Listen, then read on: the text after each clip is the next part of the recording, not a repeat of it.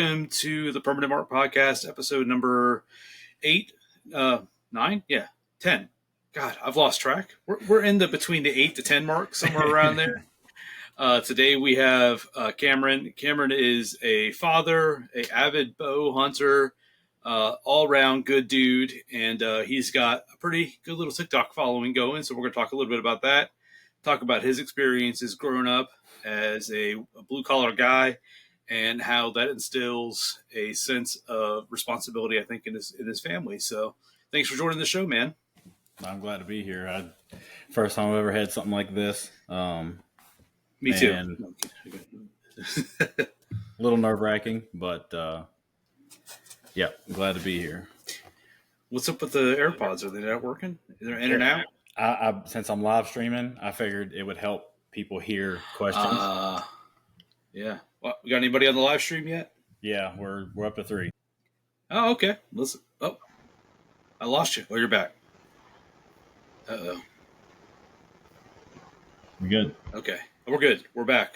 You were gone for a second. Now we're back. So, yeah, man, welcome to the show. I'm excited to kind of dive into a bunch of stuff. Why don't you give yourself like a minute and tell everybody out there kind of who you are besides what I just said and what your, goal is here. Well, I'm Cameron Staples. I've been in blue collar for 18 years. Came from a blue collar background. Started in college and dipped out pretty quick. I wasn't prepared at all.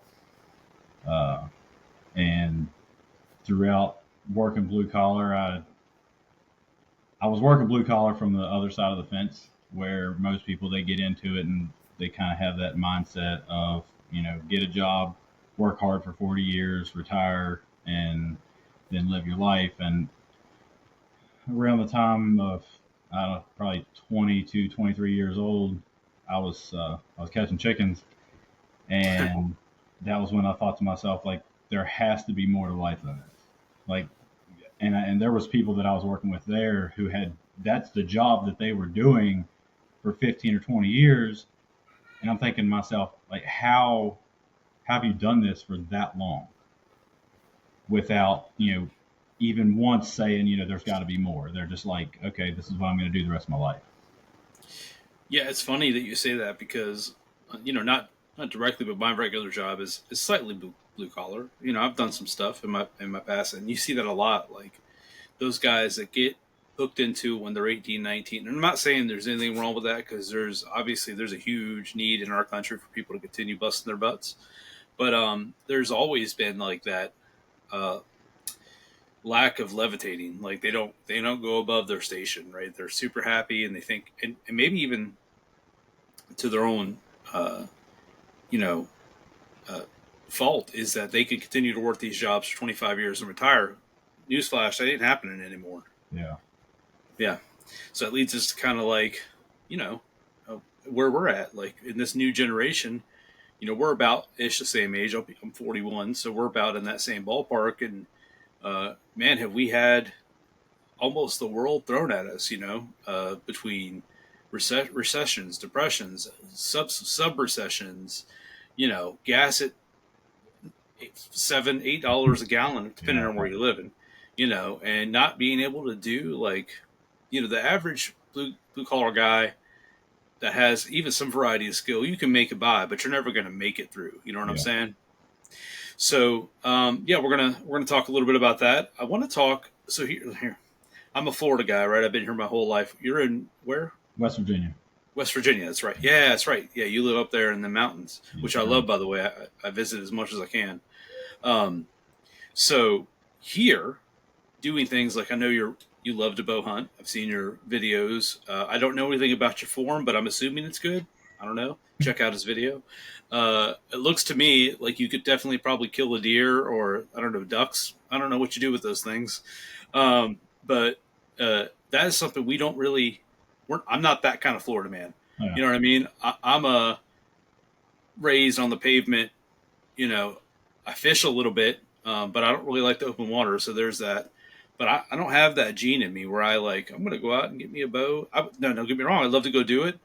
But like, it's just not something I ever got into. Is that something you've done a long time? Yeah, I started bow hunting probably about 6, 7 years ago. Oh wow, okay. Yeah, 6, 7. I had to do it. I had to do it. I, 6, 7. Yeah. I was rifle hunting up to that point. I was I was really getting into rifles and really getting to the point where I wanted to learn more about them and whatnot, and had even at one point thought about being a gunsmith. And a buddy of mine, he did both bow hunting and rifle hunting, Mm-hmm. and um, I he's like, man, you need to get a bow. We need to hunt together. Yeah. So I I found a guy selling a bow for dirt cheap, and went and got it, and we shot a few times, and I really like shooting the bow, and then I went hunting, and I realized like I think I went 3 days in a row, and the one day it was freezing cold. It was a messed up year. It was freezing cold one day, and Yep. I couldn't Yeah, hardly I'm out already. Just so you know, I'm out on that one. I'm out on that I, already. I couldn't hardly sit in the blind any longer, Yeah. and didn't see anything. I went the second day, didn't see a thing. It was also cold. And the next day, it was like 65, 70 degrees. And I'm, dressed in all black, sleeves, thermals, because I'm expecting the freezing cold again. And I sat there for probably 3 hours. I don't see a thing. And I was like, you know what? I'm done. I'm packing it up. I'm out of here. I'm done bow hunting. Like I can reach out and touch them with a rifle, but with a bow, you have to get them right there on you. Well, I grab my bow. I start packing my bag up. I'm in the blind, and I start hearing leaves crunch right outside the blind, and I'm like, what's going? I'm standing up. Everything's packed up, and this spike walks right out beside the blind, maybe 5 yards. Time out. Spike. What's Yeah, that? two horns. What is it? Okay, One- gotcha. Yeah, just boop. All right. Okay, And that's going to be the thumbnail for the. hey, there you go. Go ahead. A lot of people like to call it the West Virginia 11 point. Yeah, Okay. All right. and so he's like I said, he's at 5 yards. I'm having a mini heart attack inside because this deer is right there, doesn't know I'm there, and now I've got to kind of unpack, got to get my release back out, get my bow ready, and he walks to 17 yards, and that's the only thing I know. I cannot recall where I placed the shot or anything. Like I can tell you it was perfect shot, but during the time, I don't remember anything other than pulling back a shot. And he ran, I think, 70 yards, and my heart, I'm telling you, just beating out of my chest. And he ran about 70 yards, turned around, looked right back at me, and I was like, man, I missed. He's out of here. And he turned around to take off running and fell over right there. And Wow. I haven't picked up a rifle since that day.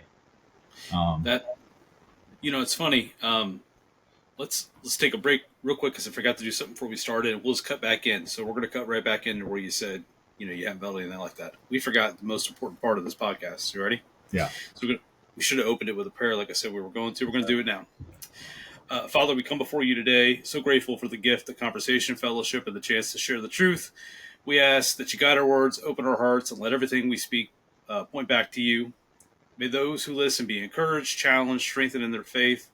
We give you this time, and we trust that your Spirit will use it to plant seeds of hope, wisdom, and love. In Jesus' name, amen. Amen. So we'll get back to it.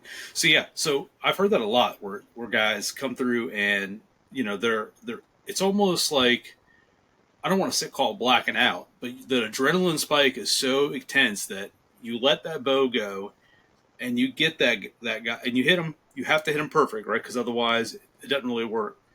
And it's like, I think I was watching like a episode of Meat Eater, and he was out there bow hunting for something, and he essentially said the same thing you did. I think they were like, I want to say they were in Canada and hunting like elk or something. I don't know. And the guy's like, tooting the horn and making all this noise. And he's like, when we catch one, it's going to be incredible because there's nothing like it on the face of the earth. And that's just so if you don't grow up with it, here you can't really. From my understanding, you have to leave Florida to do any quality hunting. Yeah, like the best way that I've ever like visually seen outside of myself to describe what it feels like, either to kill a big buck or to get that first one with a bow, is to watch the Luke Bryan. Yeah, where did I get him? Did I get him? Yeah, And he's shaking. Yeah, He's just shaking. Yeah, that's yeah, yeah, yeah. 100% how it goes. Yeah. But, And that was about, what, 8, 9 years ago? Something like that? yeah, something like that. So that's crazy. Now, let me tell you what I know about the region that you live in, right? So, and this is going to apply to your hunting. I don't know how you do it. First of all, everywhere you look, there's a mountain. Second of all, everywhere there's a mountain, it's wet. And third of all, I don't know that you couldn't throw mud and hit 15 trees. I mean, it's dense. It's Yeah. like crazy. And then being out in the Appalachians at night, or out in the mountains at night in general, is no. It's a big no. Yeah, I don't know how you do it, because I would get lost. Yeah, there's a lot of people they prefer to not hit the woods at night. They'll wait till Yep. daybreak to walk into the woods to go hunting. Yeah, no, not a real man, not like you. You'll go out there. You don't give two squats. You can go out. You'll sit in the blind for 6 days if you have to, right? It is what it is. Yeah, that's funny. So when you rifle hunted? Did you hunt a lot, like with your brother? You have your brother, sisters? What do you got? I got one brother, one sister. Yeah. Y'all Me hunt and my together? brother, huh? Y'all hunt together? Me and my brother, and my sister, my dad did. We hunted together every year till I was probably 17. That was when I got my first deer. I got my first doe right in the top of the head with a rifle because I was shaking so bad. Like she was probably 10, 15 yards, and I just could not hold still. I was shaking so bad. Then my brother, he spined his first one because he was shaking bad. But I'm telling you, it was it's something, a lot of people don't think they could do it, but when you get the respect for it and you understand it from our perspective, like a lot of people think that it's just unaliving something for fun. Right, not at all. But it's not that. Like, Mm-mm. we started off living off the land, and those of us that still can do, and that, in my opinion, God put them here for that. And if it wasn't for hunters, then it would be so overpopulated with animals that they would take over completely. Yeah, absolutely. I mean, and then you have, like you said, people. There are people out there that, I mean, you could offend anybody for any reason anymore. Just the kind of nation we live in, it seems like. And there's a lot of, ironically, here where we live, it's an overdevelopment issue. We have people that we can't stop people from coming to Florida. Right. So we're like in the Tampa Bay market, and it's like it's insane with the amount of people coming. But there hasn't been enough wildlife regulation in the last probably 20 years, because it's just, you can't, like I said a few minutes ago, you have to leave the state to do any good hunting. So all the good hunters leave the state. So when they knock down woods to build houses, what do you think happens? Yeah. You drive out. When I leave for work in the morning, there's 2 or 3 dead deer just laying.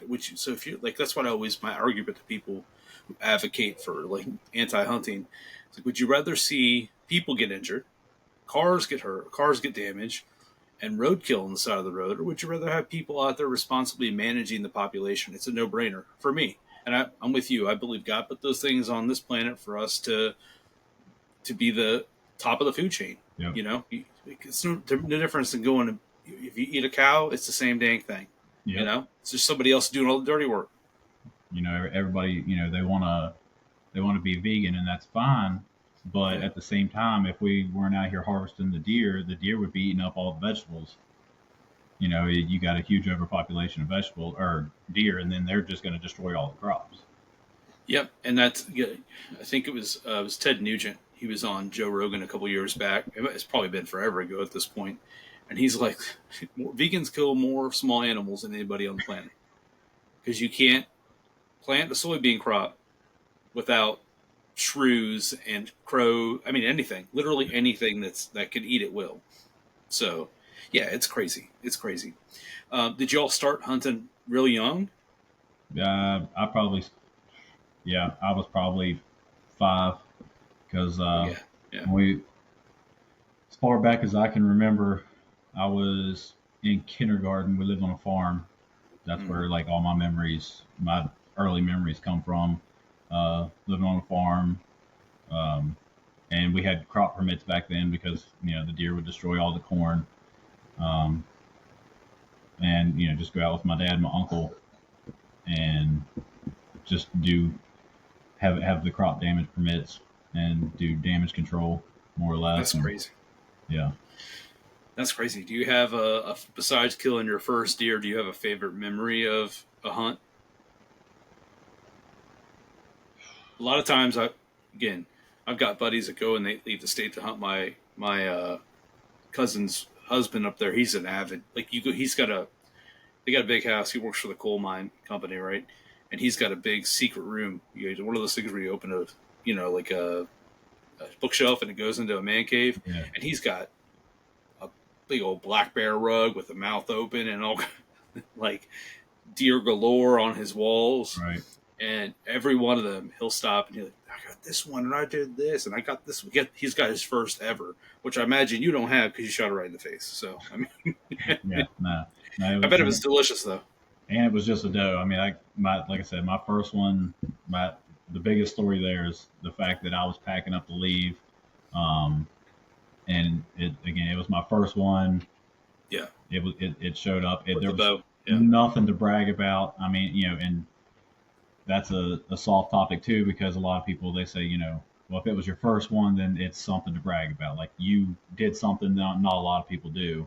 And then I just got my second buck last year, and it was 8.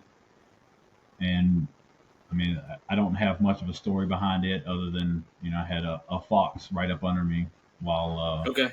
right before he came in, and Just hanging out. Yeah, the fox hung out for probably 20 minutes, and then it ran straight up the valley, and I had a couple does come in from my right side and a spike come in from my left side.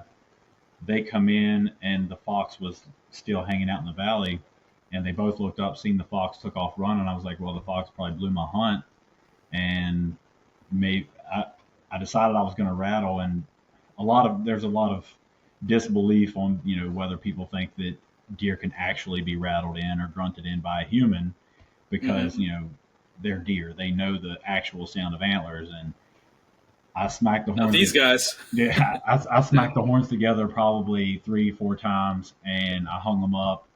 And I was like, let's just see what happens. By the time I hung them up and I turned back around, that 8 was on a beeline straight to me. And that's crazy. You can't convince me otherwise that I didn't rattle that thing in. That's funny. He came in at 30 yards between 2 trees. I pulled back, and he decided he wanted to just stand there. So I'm pulled back for a good 2 minutes, and I'm getting weak. So I let down. As soon as I let down, he stepped out. And at this point, I'm a little too shaky because I'm tired, plus I'm nervous. And yeah. I don't know, he was head up, head down, eating. And then finally he picked his head up and he looked back up towards the fox. And the fox is what saved that hunt for me, because he was looking at the fox. I was able to pull back and let go. That's crazy. That's crazy. Now you said, hang on, I'm going to go live here too because I need to do it. I have to do a better job of going live. Yeah. Because you have to. I haven't figured all this TikTok thing yet, but. Hey, do you got an agency? No. Never. You probably should. Never. Why? I don't. Here's the thing. Is what's up, TikTok? My thing is, TikTok is just it's a platform for me to use to get people to see this content, right? I'm not trying to monetize it. I've got some sponsors, some people that do stuff for me already that are actual friends of mine, like the guy who makes shameless plug. This is my first, line of t-shirts. God is greater than up to down shirts. I got a guy that's going to do that for me. Which, if you're listening, go on and enter for a chance to give away a shirt. But anyway, I'm not going to probably join an affiliate program or anything like that. I would just like to get a genuine set of eyes on what we're doing, because every one of these shows that we've done, whether it's a short show, long show, or whatever it is, we've been able to connect with people and tell their stories. And every time I've had somebody come, you know what, man? I know exactly. I've been there, I've done that, or and that's what it's all about for me. Yeah. I'm not trying to be the next Joe Rogan or, pick another one, but if we can do stuff to interview as many people as we can to talk about their lives and help improve somebody else's life, I'm all about it. And that's what I feel like I've been put here to do. And I think good things will come from that. Whatever that is, I don't know. Because I'm just some dude. I'm just some guy who has spent his entire life talking to people, who has been in customer service and sales and, public speaking and all that. It was just a matter of going and doing it, just like grabbing a couple of microphones, buying a new computer, buying some stuff. Just like everybody, like, you've got your TikTok, like, you've got, almost 3,500 followers now? Pushing it. Yeah, so, like, that's incredible. I have, I don't know, 700 or 800. I mean, I'll get to 1,000 by the end of the week, right? I'll get there. I'm not like terribly worried about it, right? I know it's a platform, and if it goes away, I don't want whatever I built to go away. That's the big thing. Right. So, yeah. Tell me about that. Like, I know you've worked your whole life basically since you were a kid. Like you said, driving trucks, hauling chickens, and other type of real man work. Which shout out to real men out there doing the dirty stuff. Why did you decide at the ripe old age of 38? 6. Right, 36. Sorry, jumped a couple of years on you there. Why did you decide that you were going to try to build a TikTok empire? And tell me about what you're talking about with sponsorship and stuff like that. I'll take it through a quick run through because I feel like it all stems. Don't have to be quick. So it stems strongly from growing up. I mean, it's just as a blue collar man's son and grandson. It all started when my granddad was kind of real rough around the edges, and my dad was slightly smoothed out, but he worked nonstop all the time, and it was really crazy to me because I noticed things a lot sooner as a kid. I realized that we didn't have money. I realized that we couldn't do things. I realized that money was going places it shouldn't. My dad was an alcoholic, and he, like I said, there were times I can remember when he would go to work, and he caught chickens for 13 years, and he would go to work, come home, get a bite to eat, go right back to work. And we lived, I don't know, 10 minutes down the road from the shop where he would meet up with the crews to go out and catch chickens. But there would be days I remembered one summer we didn't see him all summer because when we went to school, he would be coming home and he might take a nap, he might get a bite to eat, but then he was right back out the door. And it was like that for the entire summer. We moved a lot, every year, sometimes twice a year, for from kindergarten to 5th grade. So friends was not a big thing.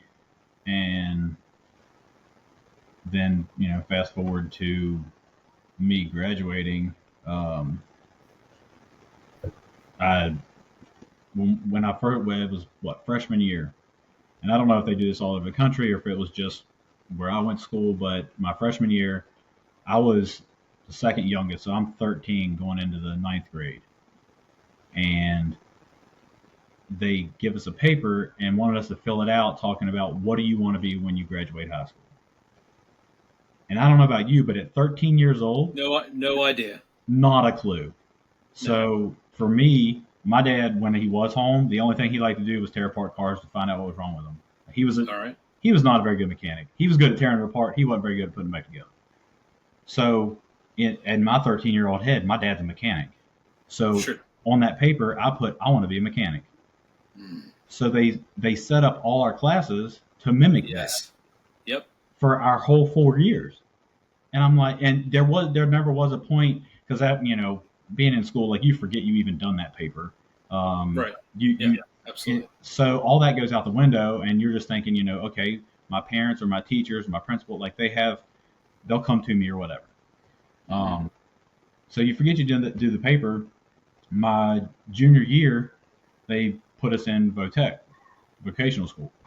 Yeah. And I decided I didn't want to be a mechanic at that point because my best friend, his stepdad was an electrician. So he wanted to be an electrician. I'm like, hey, I want to be an electrician too. Yeah. And so they pulled me out of the mechanics class and put me in as an electrician. Well, get going through there, and I was a fighter in school. So one of the boys that I was in class with, we got in a fight, and needless to say, I got kicked out of vocational school. So instead of somebody saying, okay, you're expelled from vocational school, you can't go back, what do you want to do with your life now? It was just kind of like push me to the side. We're done with you. Yeah, like you're broken. So my sophomore year, I had started playing football. I didn't really want to because I was a skateboarder before that. All right, let's go. And back then, like if you were a skateboarder and a football player, you were a poser.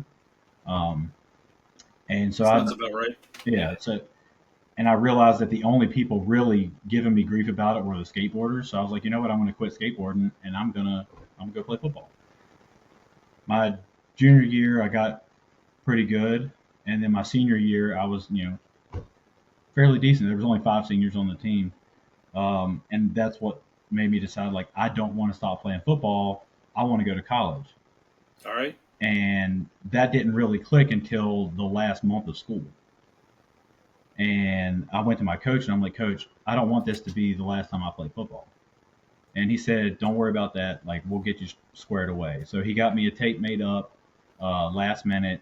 I got in with a counselor to try to get some last minute prep before graduation on college. Like, it was way too much to stick into my 17-year-old head that, yeah, like, I just wasn't ready for it. Right. But then I go into the blue collar industry because I dropped out of school because I was not ready. I didn't even take a placement test. Didn't know what a placement test was. My GPA was like a .021 or something. It was completely horrendous. Surprised I even could find my classrooms. Go through the blue collar. Like I said, I got to looking at it like, this can't be all there is. And so I see the guys loading chickens and hauling chickens, and I'm like, I want that job. So I changed from that job, from catching chickens. I'm like, they were running a program where the company was sending, I think, 5 people from 5 different departments at the company to go get their CDLs because they really needed CDL drivers. Well, in my head, I'm like, CDLs, I'm going to go sit on my butt for a living, and I don't have to worry about it anymore. Well, they accept me. I go, I get my CDLs, I come back, and I start running the forklift, loading chickens, obviously haul the equipment out to the farm, then run it. And I got really good at it.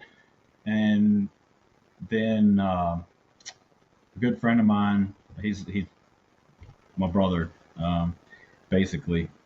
We all got one of those. Yeah, like me and him ended up somehow together. And in the beginning, I could not stand him. Could not stand him whatsoever. We all got one of those. Usually the same guy too. And like it's wild. Like I begged people to take him away. Like I don't want him as a partner. And now I'm telling you, tighter than blood. He was very strong in the faith, and I was, growing up, I believed in God, but that was about as far as it went. And he constantly was trying to talk to me about God, and I was like, I'd listen, but not listen. And I seemed to be always driving, so he was just over there chit chatting the whole time. And then one night he got to talking, and I don't know how many people believe in the Holy Spirit, but I'm telling you right now, that Holy Spirit fell on me, and I had to pull the truck over. I was crying like never before, and that was the day that God took over my life, or shall I say that I turned my life over to Him, because I realized that all along He had been standing there waiting for me to do so. So fast forward a little further, and how I end up with the TikTok area. I kept skipping jobs because I wanted to work for somebody who cared about me and my family as much or as close to as much as I do. And I learned along the way that nobody does. You're not going to find anyone who cares about you and yours as much as you do. Correct. And if they need you to work, then you're either going to work or you don't have a job. If something's going on at home, it ain't like you get a break or whatever have it. Um, I worked 10 years night shift. I missed my oldest. I missed his first 3 or 4 years of life. I missed a good portion of my daughter's first everything. Um, then I got into drywall, and that was the first time that I had moved outside of my comfort zone, and it felt like the company that I was working for, because the same one I caught chickens for is the same one I've done refrigeration for, which that brother from another mother, he's the one that taught me about refrigeration. He got me on refrigeration to get me out of driving a truck. Turns out driving a truck and running a forklift had cracked a disc in my back. Oh shit! Yeah. So he gets me on inside the plant instead of outside, doing industrial refrigeration with ammonia. And I could really see it going places until one night I had talked to a young guy who was, I think, 23, and he was working for a big company that come in. They do pump downs and do big maintenance work on ammonia refrigeration systems. Mm-hmm. And I told him, I said, what's it like, working for the company? He's like, oh, money's great. They were making 6 figures a year easy. And I was like, well, I'm getting all my certifications. Like, I think I want to do that. He said, do you have a family? I said, yeah, I got a wife and 2 kids. He said, don't do it. He said, I'm 23. I just got married, and my wife's getting ready to have our first child. I think he was from Alabama. And he said, I'm not going to see that child until he's 6 months old. Mm. So that kind of took me away from that. And I felt like I'd look around town, look around with the people I work with, and just look. You can look across the globe, and you just see people. They grow up in this town, and then it's like that town has a hold on them, and they have a ball and chain stuck in the middle of that town, and it's like they can't find a way to get out to go do anything. It's like, I have to be here. I have to do this. This was my school. This is where my kids have to go to school, and that's what it felt like. It felt like I can't go anywhere else because I have a 401k with this company. I have 3 weeks vacation with this company. Right. And there's so many people and Suck you in. That's the thing about our generation, I feel, is like before us, they had that, work, 401k, white picket fence, retire, live life. Sure. And that's basically all there was.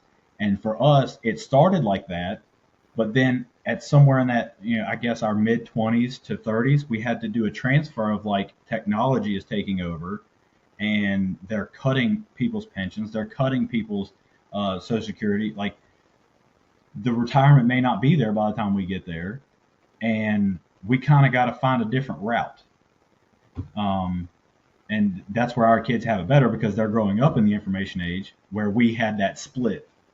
Like, well, yeah, it's we're the last generation that didn't grow up directly with a device ruling every moment of our life. Yeah. I didn't have a cell phone until I was 16 or 17. That's because I started driving, and the thing wasn't. It was if you got. I mean, the battery lasted forever, but all you could do is make a phone call. I don't think even SMS existed yet. Right. So it's crazy where we've come to now. Like all of my kids have cell phones. They're 10, 12, and 16, almost 17. But I mean, everybody has a matter of fact.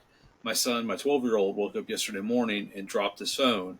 It's an iPhone, by the way, and it just stopped working. iPhone 13 just stopped working. Couldn't get it to work, charge it. It's crazy. I want to go back real quick. I want to go back to when you were in that high school, like you played a couple of years varsity football, right? And this is like a reoccurring thing that I've run into a couple times with guys that are former athletes. For you, those of you listening in the audience and the viewing audience don't know, I did not. We had terrible college, terrible high school football team here. I did not play, but I love football. I've coached football, I've coached youth football for many, many years now. This is the first year in almost 10 years that I've taken off coaching at all because I'm dedicating my life to doing other things, which includes talking to you wonderful people and interviewing people from all across the world, hopefully. And I don't. And my middle child, who's our athlete, has he's taken a year off and doing some private training. Anyway, I find that over and over again, that junior, senior year, most kids or most people play because they started when they were little, and then they get into What Up Dad Diaries podcast up here, hearting my stuff. They start early, and then they kind of play. They feel like this guilt associated with playing because they're playing for their parents or whatever. And thank God I never had that with my child. He was the driving force to play. When he didn't want to play anymore this year, I said, fine. I don't love it that much.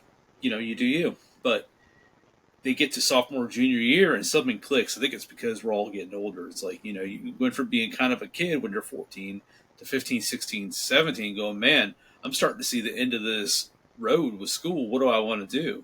And if you're an athlete, and I don't know how big was your graduating class? 97. Okay, right. Well, actually, that's about the same as mine, really. And we're just like on the coastal area north of Tampa here. Okay, so we had like 100 and some odd kids, maybe. Anyhow, there's a lot of that. Like they play and then they decide, and like you said, you had to like really try to jump up your grades. But did you never make it to college to play at all? I went one semester, and Okay. I practiced with the team because the college I went to, their coach was the high school coach where I graduated high school, and he was six-time champions. So he got a new job. Yeah, he led them to 6 state championships almost in a row. Won my freshman year, which like I said, I didn't play to my sophomore year. I would have a ring, but I decided to skate instead. But my high school coach talked to him, and it's like, yeah, I'll take him as a walk on. We'll see what he's got. And I made the roster only to walk out come winter break. Yeah, that's all right. At least you got a shot, right? Yeah, I did get a shot. And then all that stuff in between. It's, dude, that's a lot of what we do. Your story is similar, and everybody's got a different facet to where they wind up. Mine's not exactly like that, but it's the same. Jumping from job to job. I've always been in customer service or sales or something like that, and our brick wall was COVID. Obviously, it changed everything. I was a retail manager for many years, and COVID really kind of messed everything up. And I never ever, if you asked me when I was in my late 20s, early 30s, if I'd ever work in a outside job where I was working with contractors and I would have said, there's no way. There's no way. I love being inside. And I was in a bad motorcycle accident when I was 22 years old, nearly lost my life, which is a lot of the reasons I stayed inside, But now, man, I mean, we live in Florida, which probably helps a little bit too. It's not so bad, but your story again is unique in the sense of like the region that you grew up in. There's not. I mean, correct me if I'm wrong, and it might be.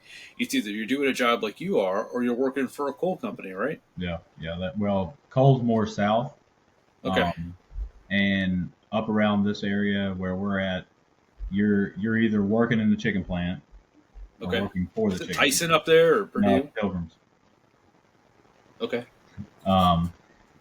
Then you've got the people there's Trex, who makes like the Trex deck material for.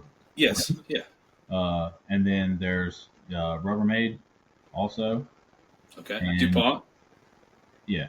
There's a couple of those companies that are like an hour and a half away, which there's a bus. Hello. Uh-oh. This is what we're live. We're live right now. Well, I mean, you and I are live, but whenever we can cut this if we need to. What's that little 4-year-old caveman doing? What's he want? He needs the remote.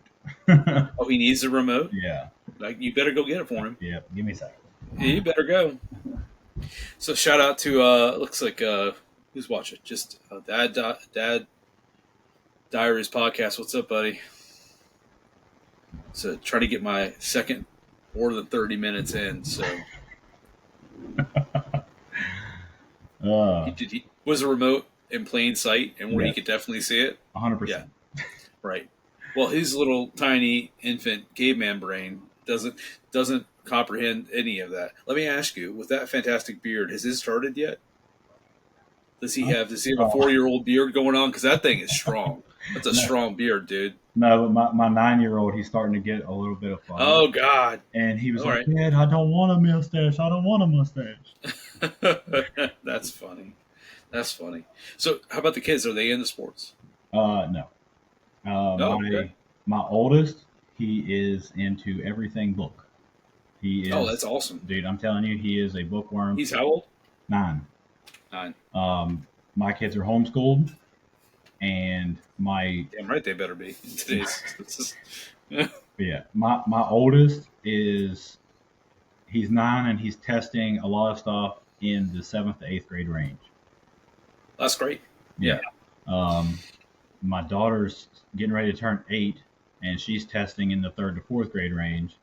And then my 4-year-old, he constantly using words like technically and specifically, and I'm like, and the crazy part is I don't use those. he don't just shoot them out. He uses them correctly, Yeah, and it's wild. that's amazing.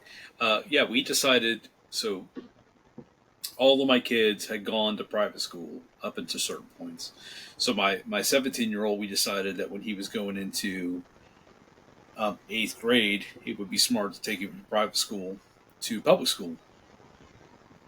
And it was all right. It was we all knew, all agreed at that time because he's like 12, right? Something like that. Hey, it's a transition year. It's going to be tough. The workload's different because private schools are not like that here. It's Running a business is hard enough without IT headaches slowing you down. That's where Computer Quest comes in. They make technology simple. Whether you need cybersecurity, cloud solutions, digital marketing, or on-site support, their teams got you covered.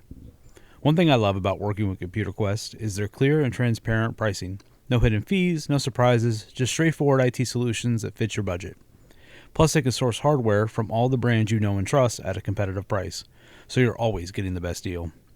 Take the stress out of IT. Visit cqbits.com. That's cqbits.com and see how Computer Quest can keep your business running smoothly. it's more learn at your own pace. And he hated it. I was going to put it out there. Hated everything about it.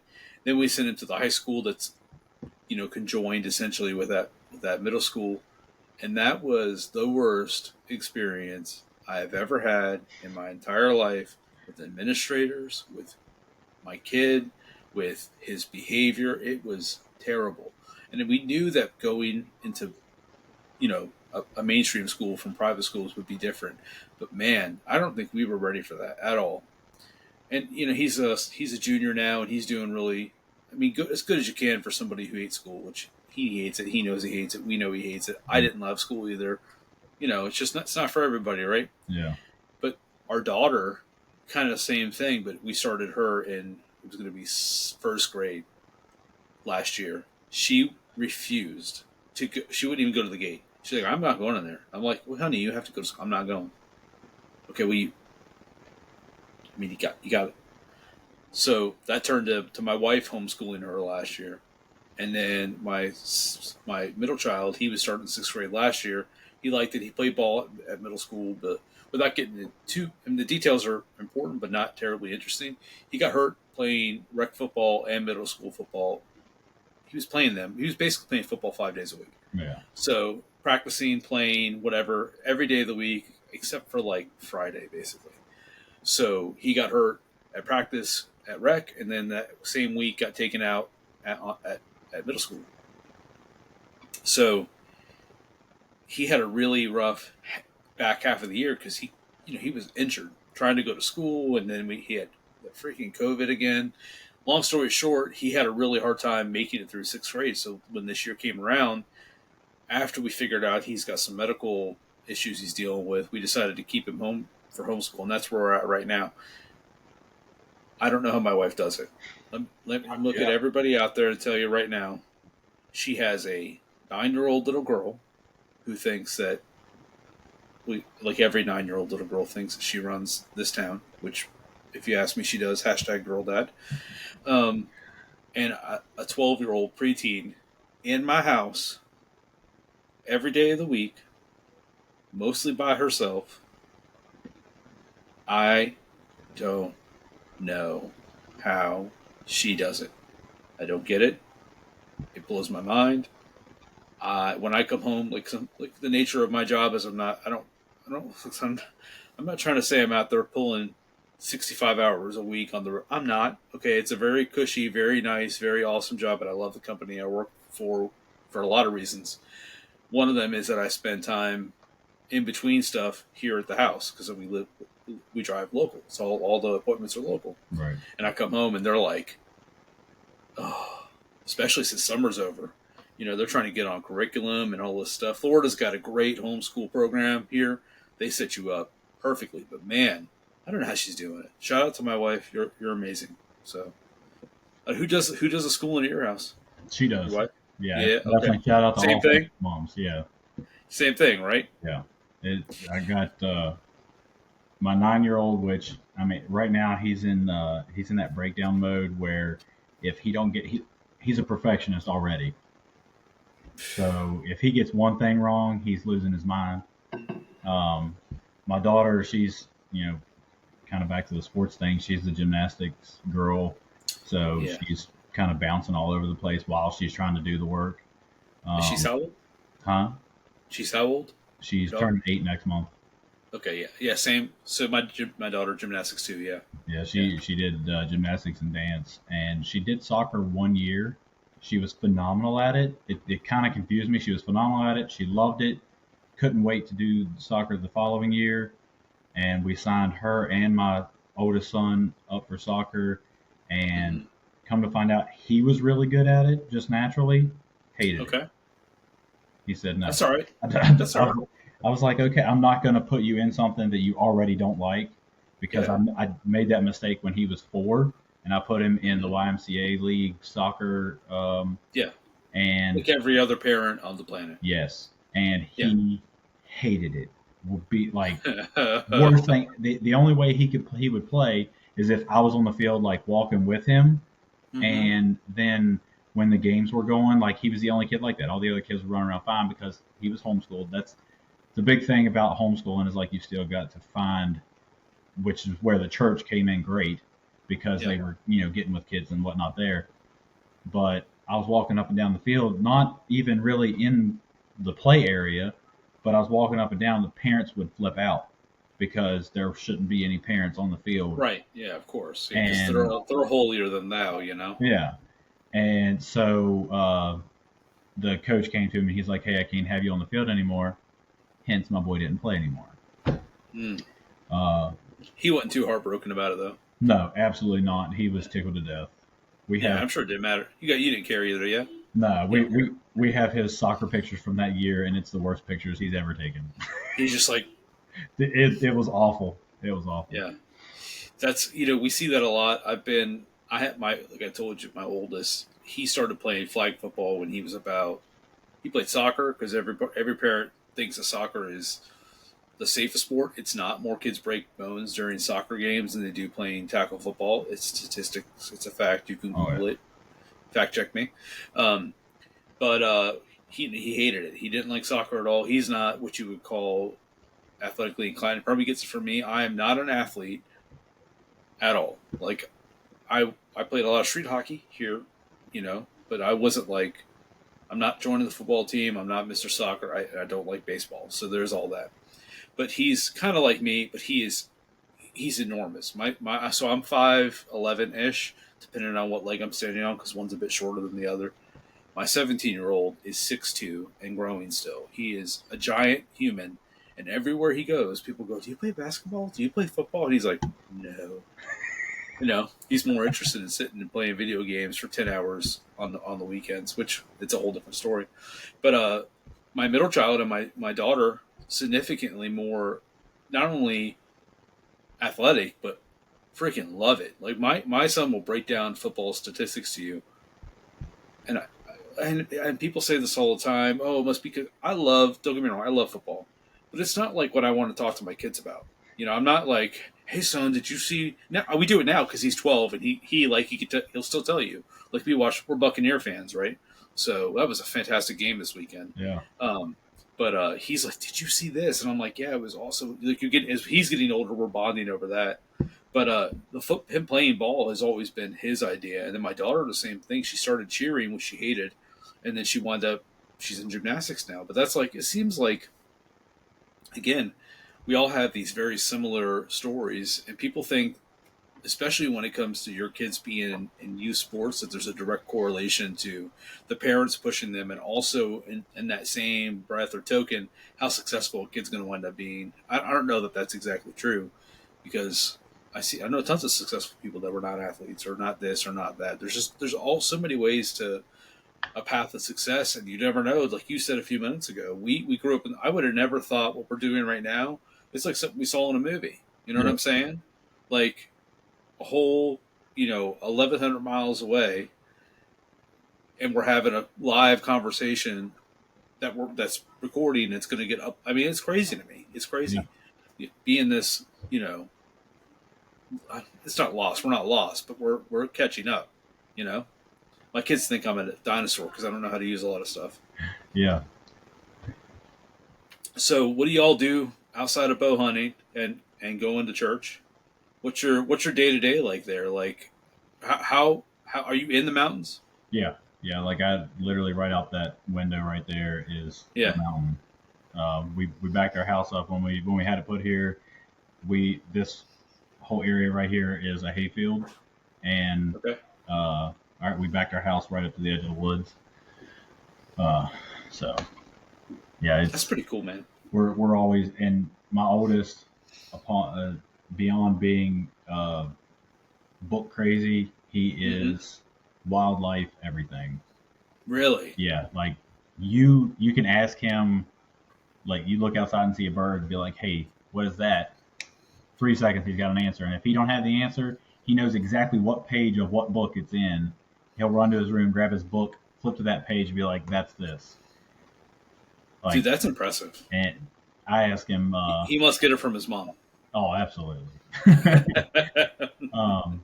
I was asking today... Mustache from you, brain from mother. Yeah, 100%.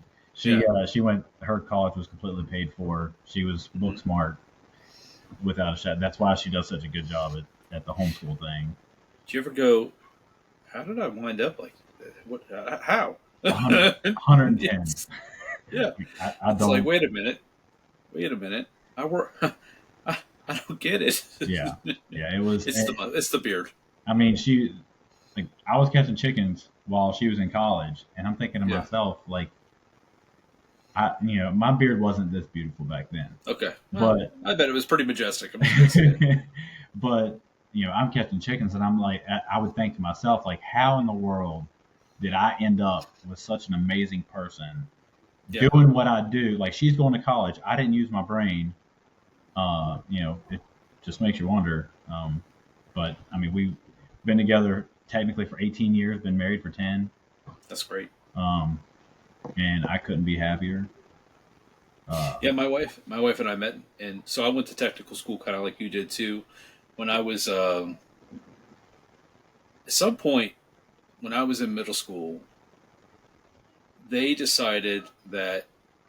So my name is Mike Smith. You know how many Mike Smiths live in our town?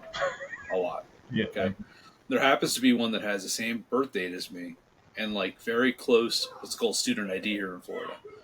Long story short, he was not a smart kid, and I wound up getting put in this like reduced class size type thing. It's not for slow kids. I'm not saying that. Don't come at me.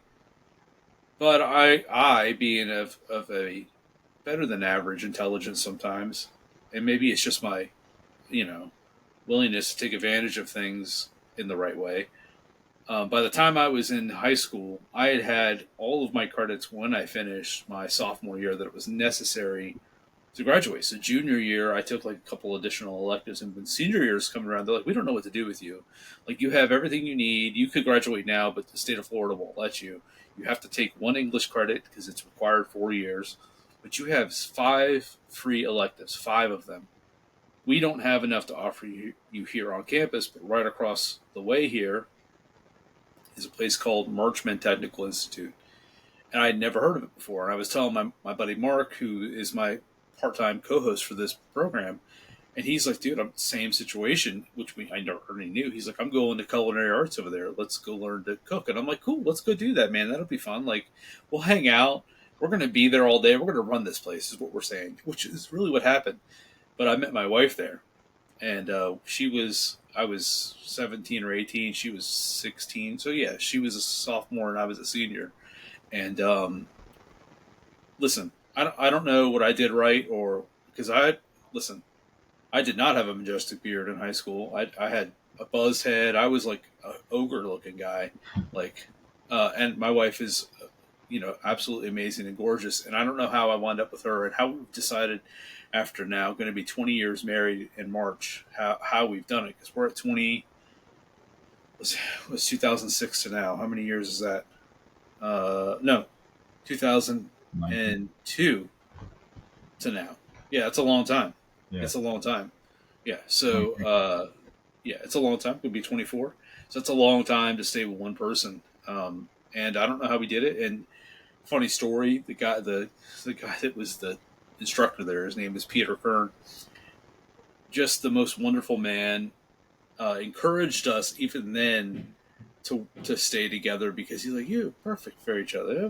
He's like a Jewish Italian guy, and we wind up getting him ordained, and he married us, which was really awesome. And then life happens, but yeah, it was it's and good, and kudos to you guys too, because I don't think there's enough people that get together younger, at least in their prime age, 25 or less. Yeah.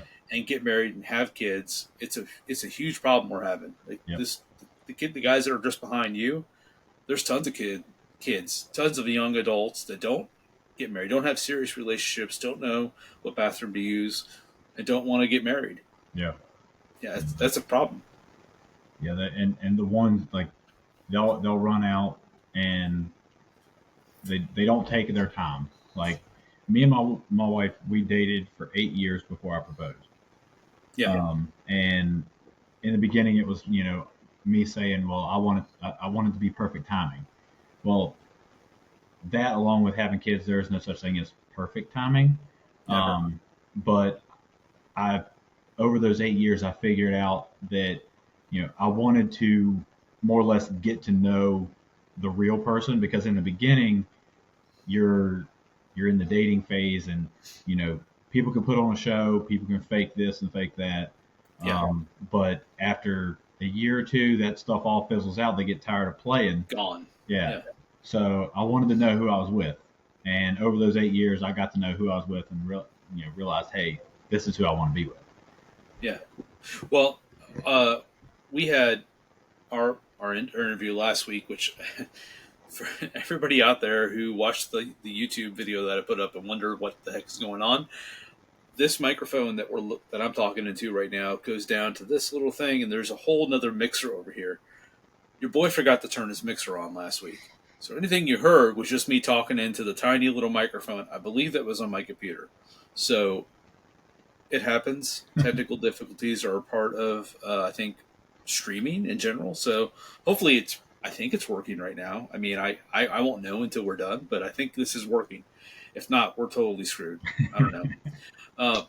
But he was saying that they've just had their first baby, and you'll be able to relate to this, although it's been many years now. They had their first baby, and they had been together, I think, like 6 years, somewhere around there.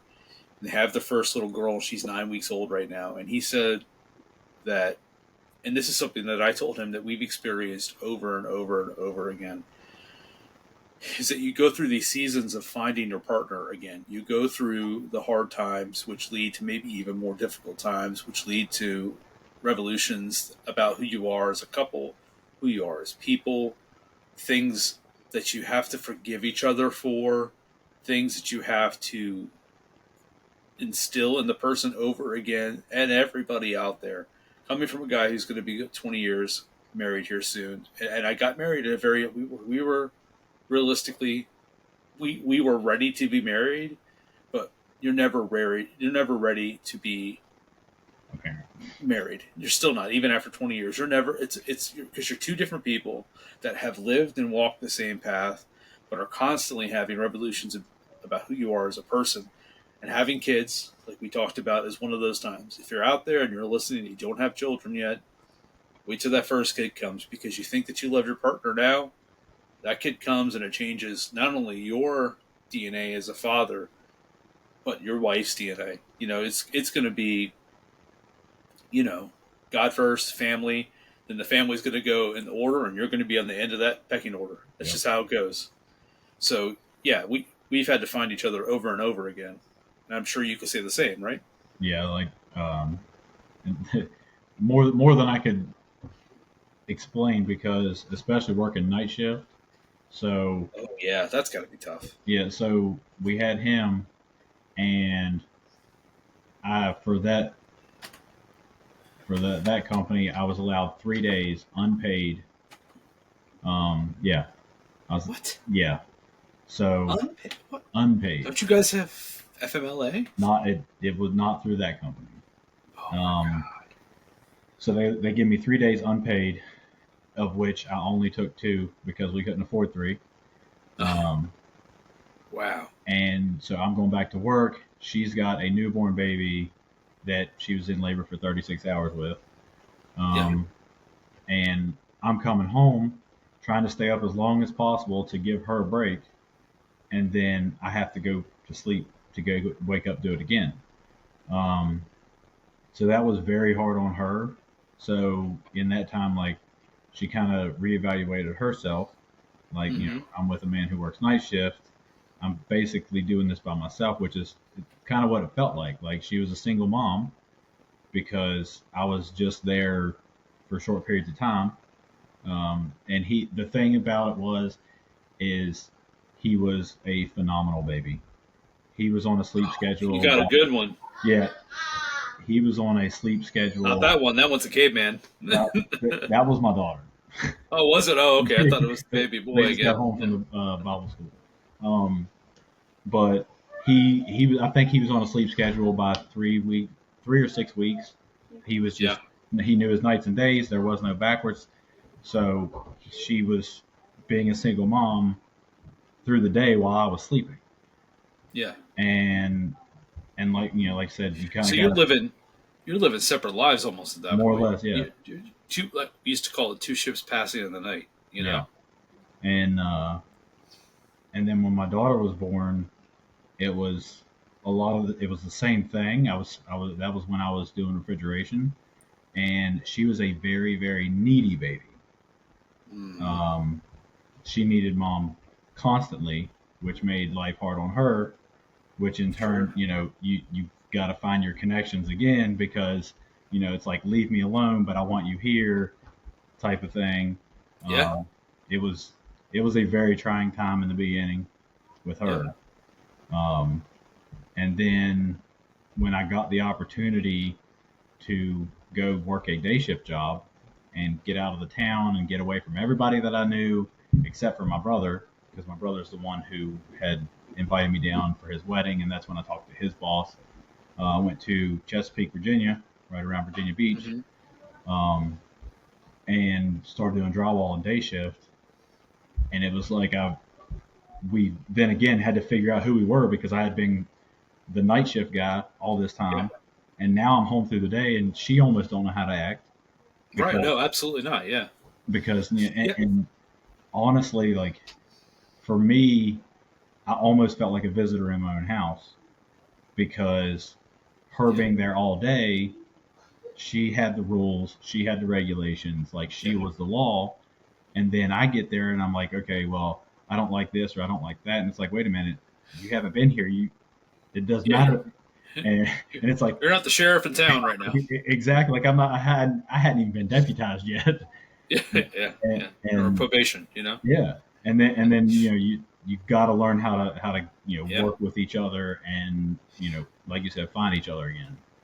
Well, I'll tell you that, and I think this is true.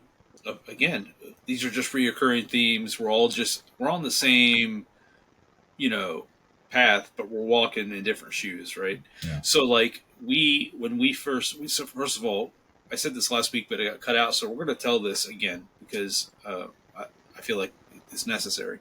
We had a really difficult time getting pregnant. It was really, really hard. You would think at 20 something years old, it should be no problem. It was a problem. It was like, go to the doctor, figure out what's going on, problem.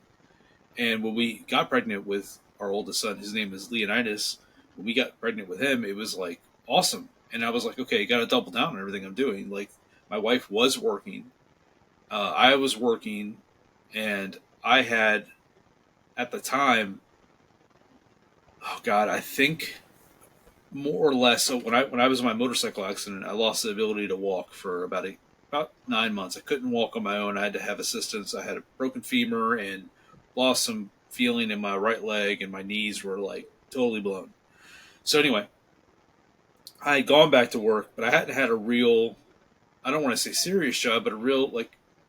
So I went to work for AT&T during the first iPhone launch. So we're on iPhone 17 now, ironically, and now it's been 17 anyway. I forced myself to walk and went and took a job, and then almost right away she gets pregnant, which is great because there's great insurance, which by the way doesn't exist anymore either.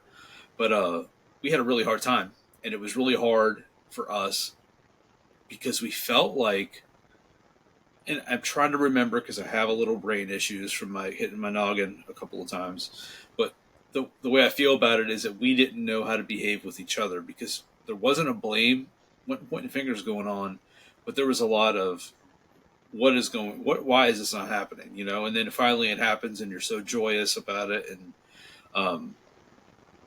but then he was a good baby. He was a little calicky when he was a lot of calicky, and we had to do like replacement formula and all kinds of stuff. But that's for my wife incredibly stressful. Incredibly stressful. I can't help. I mean, not that she. I'm not saying she wouldn't let me help, but she wanted to feel like I'm your mom. I should be able to do this for you. 100%, yeah. And then you feel dad guilt. And then you're like, what is going on here? And then it all passes. And especially in a traditional family home where like when after she had him, she did not go back to work for 10 years. Like there was she did a couple odds and ends things, worked for some friends to do a little bit of packing and shipping, but she didn't go to corporate America. I worked straight through in corporate America for the next 16, 15 years, 14 years, whatever it was, until COVID happened. And we had the same thing. Long nights, long days, 60-hour, 70-hour weeks. And it's like some, weekends were reserved for, we still were young enough. We liked to have people over. So we had the party house when our friends came over. And it was like we were living, I look back at it now, and I look even back at photos, and I'm like, man, we were a college frat house with an infant, Yeah. Yeah. So, but you change as people then, and you change as people now. And you have to continually find your partner throughout their seasons. And it's really important that everybody understands that. And there's a lot more to my story that is we're not going to cover right now because this is not my show. This is not my show. This is the Cameron show. So, you guys, when you decided, like, did you have a jump off point where you're like, okay, we're married now, we're 100% going to start this family, or was it something you all like? I'll put it this way: I knew when I met my wife that my next destination, the next thing I was going to do, I was going to be a dad. Like that was my thing. I knew it. So she wanted to be a mom. Yeah. So, quick backstory to us meeting. We both ended up at a high school basketball game that neither one of us wanted to be at. We only ended up at that basketball because neither one of us like basketball. She don't like sports at all. Who likes basketball? I don't know. Not me. Sorry to anybody out there listening to this that likes basketball. I don't care. If you like basketball, Go watch it. If you love basketball, go watch WNBA. They shout out Caitlin Clark. Yeah. But there was our both of our best friends wanted us to go to that game together, Yeah. and again, neither one of us wanted to go, but relentlessly we went. And as soon as I got to the game, we walked through the gym doors, and my best friend disappeared. And I'm like, I don't go to basketball games. Like, where do I sit? I got to find somebody. So Yeah. I'm walking along the bleachers, and I look up, and I seen her, and it was the craziest thing. But I was like, I want to marry that girl. Like, I was 17. Like, I was, in that mindset. Like, Yeah. I didn't have many girlfriends growing up, and I didn't really get any until like my junior year, and I went through 5 real quick. And then I met her, and I don't know, life changed. But once we moved in together, and her sister had a baby, and she became the babysitter, and we raised that little girl because her mom and dad both worked all day long, and I was Yeah. home because I'm night shift. So during that time of when I was awake, we were raised that little girl for a few years, and that was when I fell in love with kids. And then her mom ended up having another baby, and we helped raise him too. And then her You're like, sister, I could do this. It's pretty easy. yeah, like I teach taught her sister's oldest how to walk, and all this stuff, and I'm like, I love this. I love being a dad. Yeah. And then that was when it was like, okay, we wanted kids. We thought we wanted kids, but after that we were like, yes, we want kids. Let's see what it's like to not send them home. And Right. then, like I said, we got super spoiled on the first one, Uh-huh. and with sleep schedule, and he just Yeah. freaking cried. We had the same thing with the formula. Like, we were chasing different types of formula all over the place, Yes. trying to find the one. It was a big headache. And just like you said, Okay. for her, it's like, I'm the mom, and she was one who wanted to be natural, breastfeed and all. He didn't want. It's not an option sometimes. Yeah, and he was absolutely against it, and it weighed on her heavy. And then, like you said, Sure. dad guilt kicks in. Yeah. It's a real thing. It's really because you feel helpless. Yeah. Yeah, and that's like I was telling Dad Diaries podcast. I was like, dude, you're like what you're saying. I'm trying to recall it because even my youngest daughter is 9. It's like, and that was a totally different experience than when our 17-year-old was a baby. Because our lives were different. We were different as people, and like, I'm not gonna. I told the story, and I don't know if I'll go into big details of it, but we had Leo, and then we decided we wanted to have more kids, and during that time, we decided we were going to open our own business, and we did that pretty successfully. And then we were running a business, and my wife is super pregnant, and so in Florida, you can't. She wanted to have a natural birth. Our birth plan for Leo was out the door the minute it got to Friday. He's like, "We're cutting this baby out of you. He's high risk." Made no sense. Right. I'll say you froze for a second.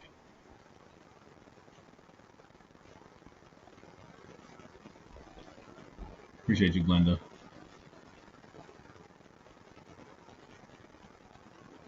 I didn't know if people would stay and watch or not.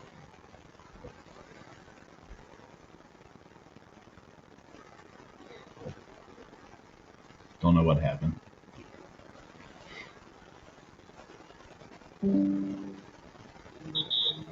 I don't know what happened. Hey, now we're on off. That's so weird. Yeah, you just froze for a second. Oh yeah, I don't know.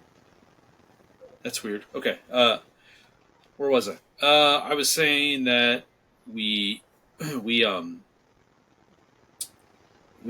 decided we're gonna have more kids, and that was, that was again we're building this life. We have our store, our little. We had a baby store, and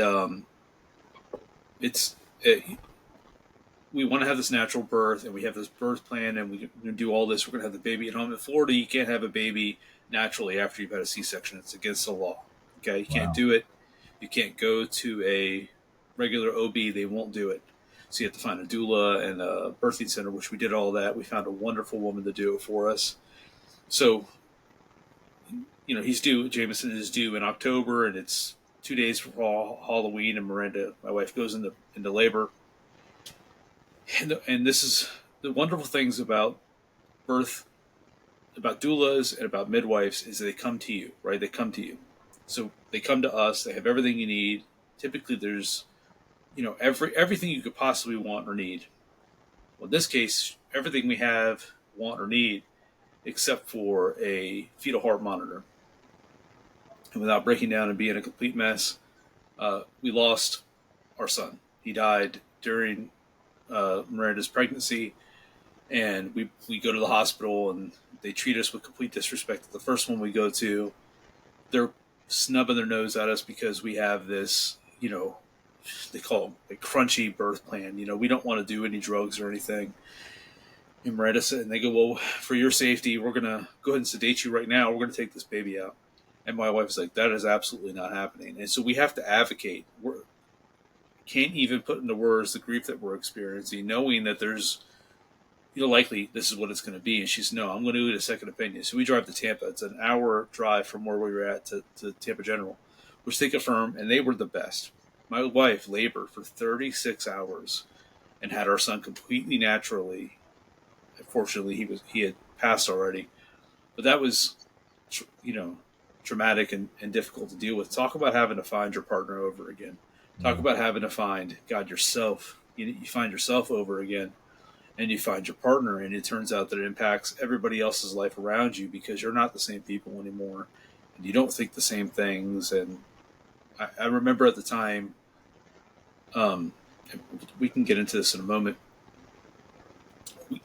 We've never been religious people, but I remember asking, why would you do this to me? Why? What is, I'm so mad, because I'd lost my dad about 6 years earlier. Same scenario, and then we lose Jameson. And it's like, why? We want to be parents. We're the people that we want. Give me all of the babies, Yeah.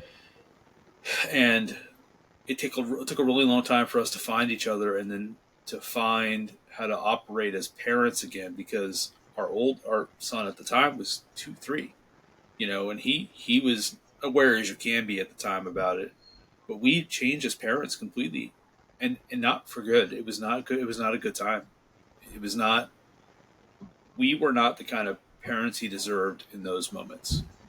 We moved. We couldn't live in the house anymore. We were living in. We sold it. We moved to the house that we were given when my father died. We couldn't work. She couldn't work. I mean, you can't. It's a depression that I can't describe. It's deep and it's dark, and you don't. And by the way, you're never out of it. You never leave it, and that's okay. You have to function. But anyway, I finally get back to work, and life starts getting back to normal, and we successfully have two more. We have two more kids, and they call the second child a rainbow baby. Are you familiar with that term? Yeah. And I'm going to tell you right now, that is 100% true. This kid's he's like two kids in one. And we are so blessed to have him. And then we have our daughter. Both of those kids were the easiest babies. No issues, no colic, no nothing. My wife was able to breastfeed. Everything was completely fine. I mean, now there are kinds of pains in the butts, but I say all this to say what I said last week when we were muted and nobody could hear me, is that if you go through something like that, you're not alone. Hundreds of thousands of people experience what we did over the course of many years. It happens over and over and over again. Don't let it kill your desire to have kids, because you want to. You want to go out and do things like that, and it's that part of your life. Every bit of the person you were up until that point dies that day. Yeah. But you got to learn to handle it. So anyway, and that's my spiel on that thing. And not to drag down our whole entire little process here, but having kids, no matter what it is, will change you in so many different ways. All of that's part of what led me to where I am today. All of what you you just talking about it. that's one of the primary reasons that I ended up on TikTok. Yeah, so I've seen a lot of your stuff. A lot of it is, I mean, you doing dad stuff, like you're just you, like hanging out. Of course, the bow, getting your form down and stuff like that. Did you decide that when you wanted to do TikTok that it was going to be like a lifestyle thing, or was it just kind of you're just like, I'm going to turn on the camera and record what I'm doing every day? Honest to goodness, when I very first started TikTok, it was a lead magnet. Really? Yep. Just tell me about that. All right. So back in October, I got hurt. I currently / then I was a telephone lineman, climbing telephone poles. Tore the meniscus in my knee. Couldn't climb a telephone pole anymore, obviously. And my employer wouldn't allow me light duty, so he just put me off on workers' comp. Dude, I broke your record. I Hang on, decided. real quick. Hold on. I'm going to tell you, TikTok just put me on restriction for having that conversation. They just cut my feed. Wow. Anyway, go ahead. They put you on light duty. Yeah, put me on light duty and wouldn't let me work. So I decided, okay, I've got to do something to ensure that I have work. And I had rehabbed my own. It wasn't a rotator cuff yet, but I was working on rotator cuff tear. It wasn't yet, but it almost. Yeah, and I had YouTubed a lot, and over the years, I would YouTube a lot about health and fitness and food and nutrition and this and that. Yeah. So I knew that I could find some way to rehab my own shoulder without having to go through rehab. And in doing that, I thought, well, why don't I just start a YouTube channel and see where this goes? Maybe I can, do YouTube and I can make that, full-time income, because at the time I assumed that YouTube wasn't that hard. Come to find out, YouTube is way harder than TikTok. Oh, yeah. Yeah. Yeah. But consistency is where it's at. And in that time, I found Skool, Skool. It's kind of basically like a platform for people who just say, like, know how to run a podcast. You could go on there. I don't know about that. I don't know. You just have technical difficulties all the time, but yeah. You know more about it than I do. That's all you have to do. So you can go on there and you start your community on how to run a podcast, and then people pay you for you to teach them how to do a podcast. It's basically people selling courses, just like everything on Instagram nowadays. Instagram's become a sales platform, a lead magnet, if you will. And a lot of people had tried to convince me to use YouTube, because YouTube and Instagram are the two top ways to get leads. So I call BS on that. yeah, you and me both. Yeah. So I started trying to use YouTube, and in the process, I kind of got lost in what I really wanted to do with YouTube, because I wanted to document my YouTube journey, starting from doing nothing to actually growing the YouTube channel. Yeah. I had originally started by posting scriptures as shorts, because I'd heard about the huge uptick in faceless videos, and I'm like, well, why don't I just use scripture? Because it's easy. Big on God. Not for nothing. It's like, and I'm in the scripture every day, so why not put a piece of that scripture in a video and just put it out? So I started doing that, and then I really got even more into fitness, primarily calisthenics, because I didn't have the money to go buy a bunch of weights. I didn't have anywhere to put them, and I didn't want to go pay $40, $50 for a gym membership. So I wanted to document that, and that's where I found what I wanted to make a community of, and it was for blue-collar Christian men who want to find their way back to their family and God. Because growing up as men, a lot of us are told, you can't cry, you can't show feeling, you can't express this, you can't, like, anger seems to be okay. Like, everybody knows that men they can be angry, and that's an accepted emotion from a man. But anything else makes you less than. And Accurate.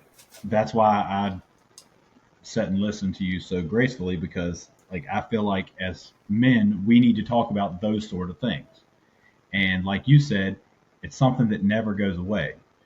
So it's, to me, I've got a few of those, and it's like putting a pot on the stove and turning it on high, and that starts to boil, and eventually it's going to boil over. Versus if you speak about it, you get it out.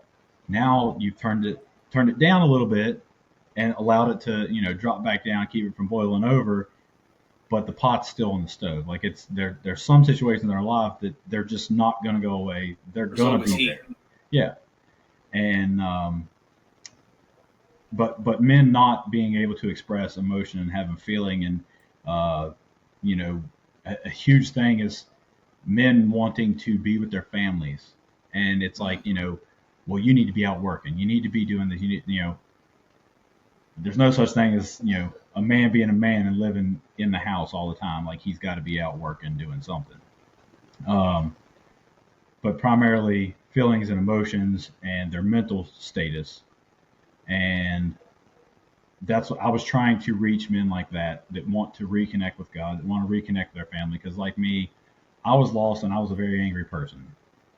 And it drove me and my wife very far apart. Several times. I felt completely disconnected from God for a while, especially when I moved. Moving was a good and a bad thing because, like I said, my brother from another mother, he got me closer to God than I've ever been before. Then I moved, and I was probably further from God than I had ever been before. And then I came back, and I've been back for 3 years now and reconnected with my wife. We are now closer than we've ever been. Same with God. And I wanted to give other men that feeling because I know what it's like to be disconnected from my wife and from my kids and from my God. And in that time, you feel completely alone. Like there's not enough people in the world that could yell at you and you hear it. Like you're in the desert somewhere. But then people come to me and they're like, well, how have you and your wife been together this long? And, how are you still happy? And, you have kids and, your marriage is flourishing. And those are the kind of things that I wanted to bring back to other men around the world because school is a, worldwide platform. And then YouTube I didn't know my direction there. And like I said, I started with TikTok as a lead magnet for it. Yeah. And then I started to meet real people. And I had gotten on TikTok back in the COVID days. And back then it was all about the dancing and the trendy stuff. Yeah. And I was like, I'm too old for this. Like I'm 100%. I'm not on it. So then I go back kind of expecting the same thing. And I was like, well, I'll just, like I said, use it as lead magnet. Well, then I start meeting real people. And I'm closer to a lot of the people on this app than I am people in real life. Like I know people pretty personally, phone number, text, phone call, Facebook Messenger type of personal one here now. Yeah. People down around your area. He's like one of my brothers. I have one out in Missouri. Like we consider ourselves 3 brothers on TikTok. And those guys on the live the other night.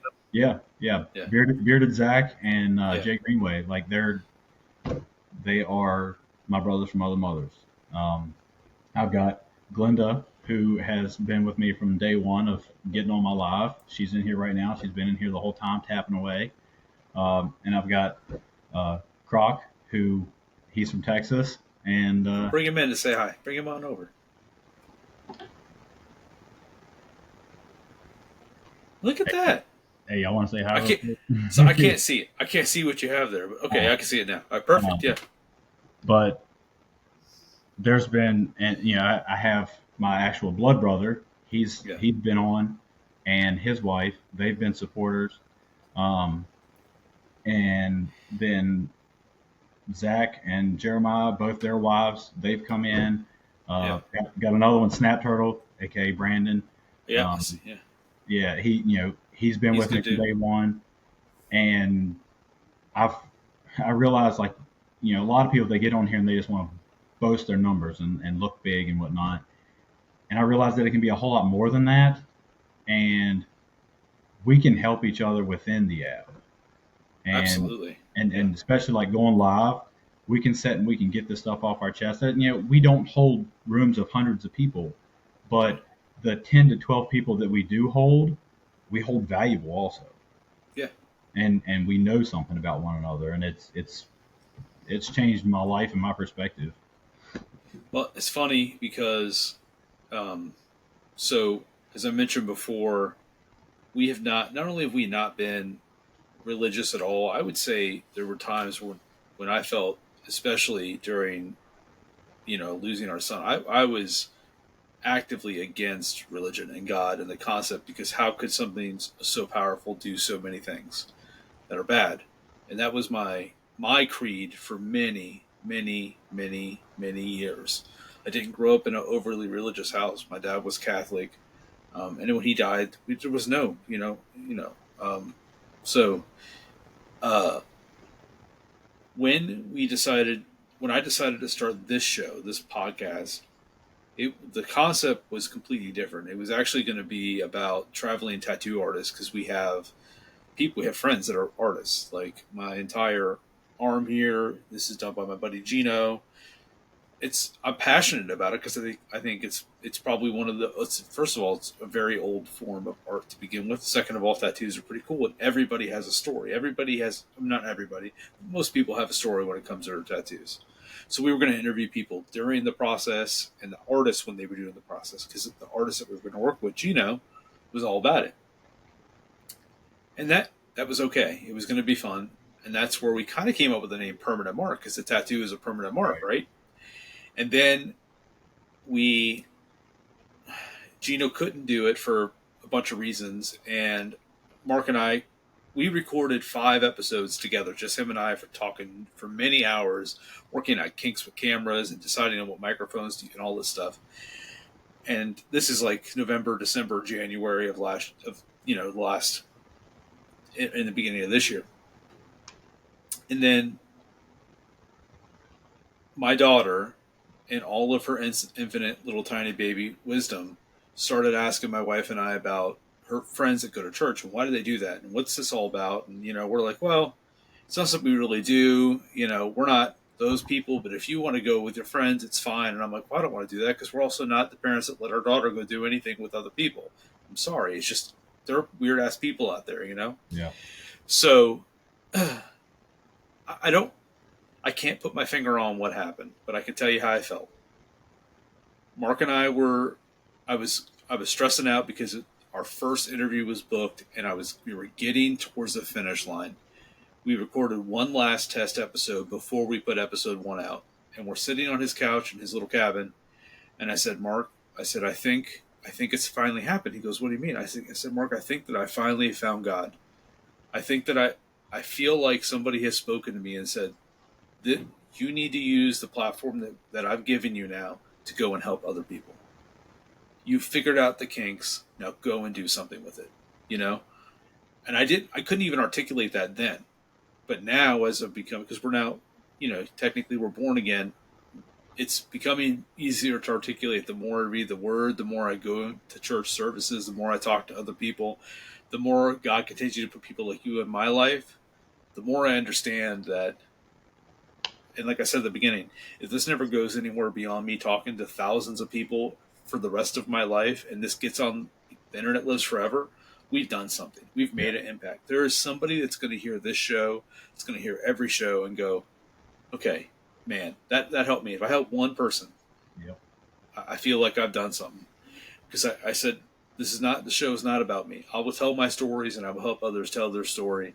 But I think my mission now is to help, and as it always has been, is to help people, and then I'm not I'm not a preacher, but I think you should go if you don't know God, try to find Him.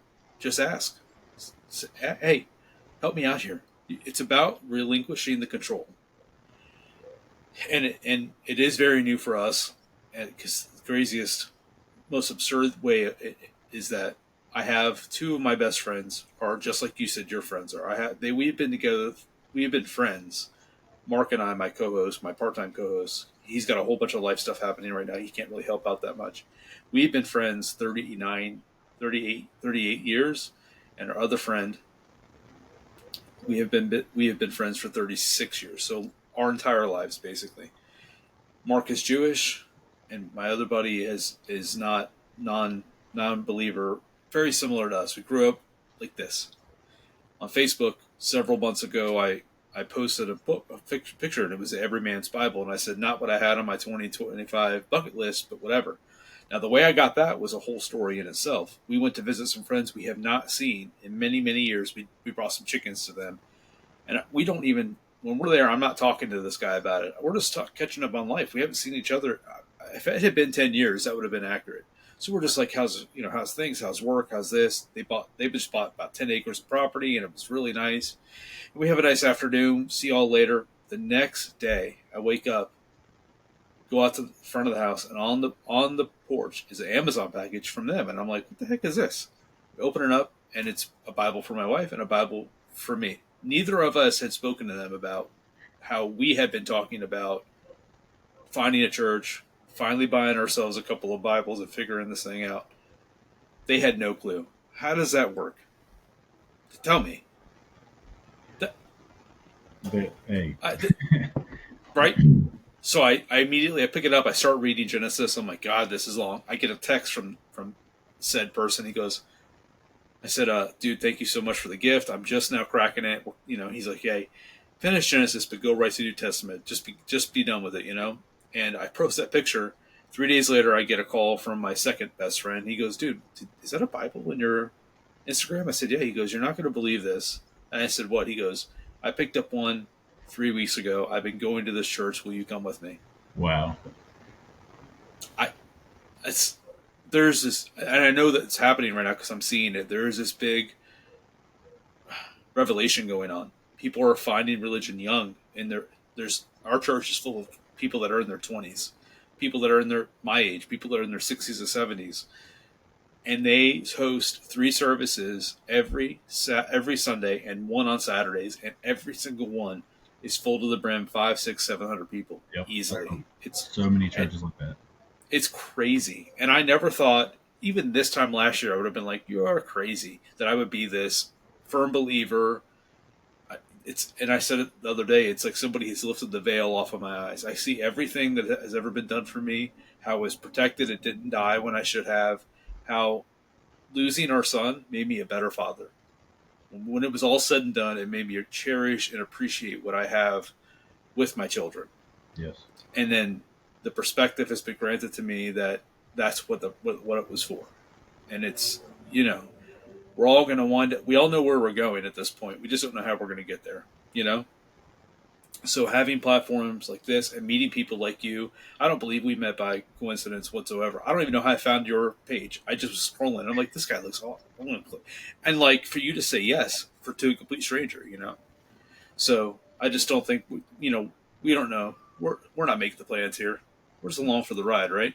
Yeah, that was one of the things that I really adopted a few months ago was saying yes, because for so many years I'd said no to so many things, so many opportunities because of, fear of rejection or whatever it may be. And, just like getting on live on TikTok, I was like, why not?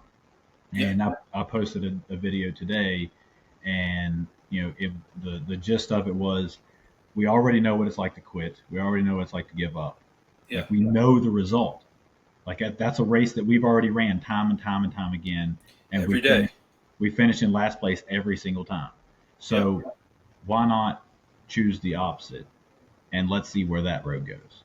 Yeah. And so that's why I started, I said yes to putting my face on TikTok. I said yes to this interview. I was like, because another thing that had hit me a few months back, a guy said, when was, if you're ever in a room, because a lot of people, they get hung up on views, Yeah. I only had 200 views, I only had 300 views.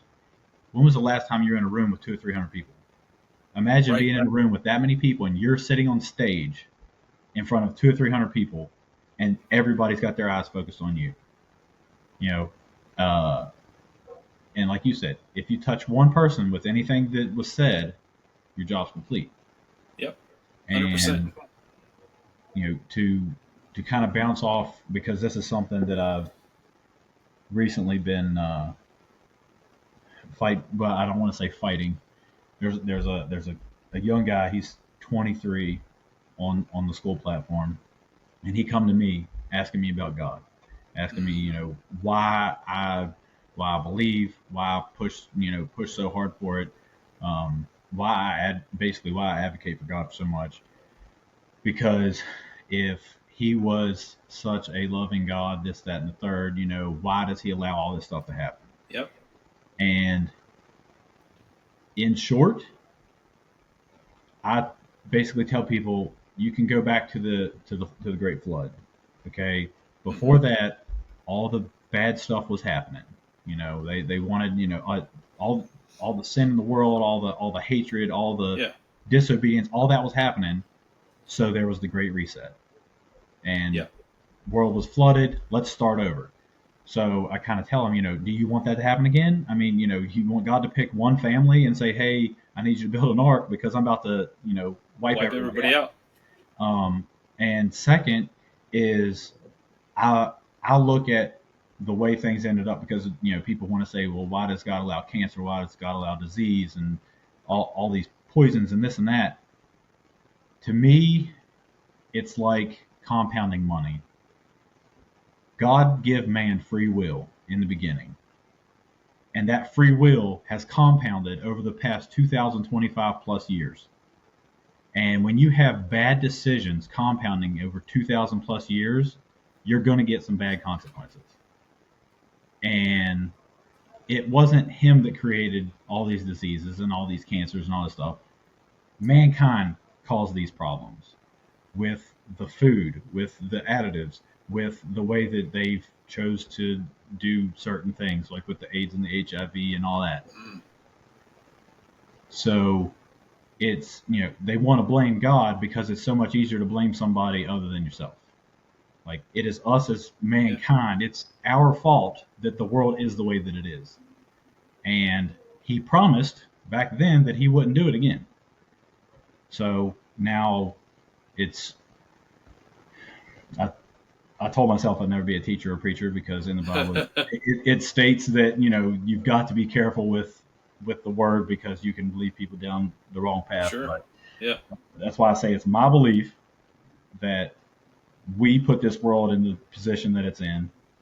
He allowed us that free will to do so, and now we gotta basically suffer the consequences.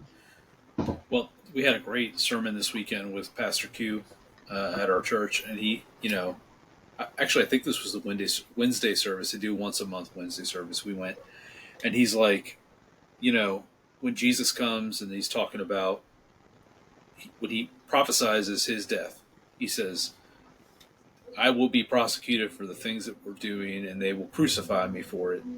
But I'm going to summarize it because I'm not I'm learning. But basically, my blood will wash away all of your sin.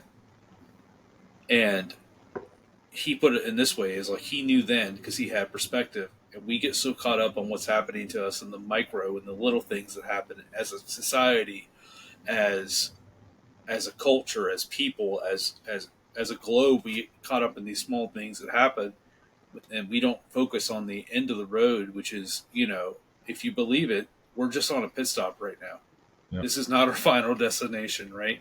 And it doesn't matter. I don't even think it matters necessarily what your overall belief is. It's all the same. We all believe that when we're done, we're going to get to those gates and be reunited with the people that we've lost and have the gift of totality of perspective, And I thought that was really powerful. I mean, I just, as somebody who's new and trying to put it, it's so much to comprehend. It's so much knowledge and so much information.